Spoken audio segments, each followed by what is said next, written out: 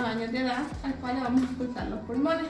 La posición adecuada es que el paciente tenga sus manos en la rodilla y no tenga los pies apoyados en ninguna superficie, que estén completamente guindados.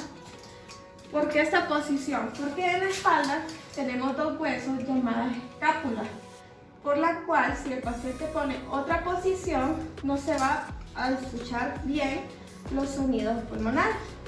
En el pulmón derecho tenemos 3 lóbulos: lóbulo superior, lóbulo medio y lóbulo inferior. Al contrario del izquierdo, que solo tenemos 2 lóbulos, que es el superior y el inferior, ya que donde tiene que estar el otro lóbulo está el corazón.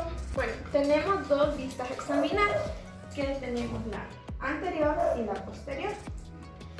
¿Cómo vamos a examinarlo? Pues de arriba hacia abajo. Vamos a auscultar al paciente y le vamos a decir que respire. Eso lo vamos a hacer con la inhalación y la exhalación. Y va a exhalar por la nariz, no por la boca. Inhala. Exhala. Inhala. Exhala. Inhala. Exhala. Inhala.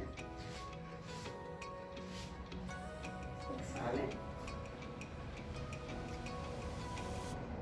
Inhala. Exhala.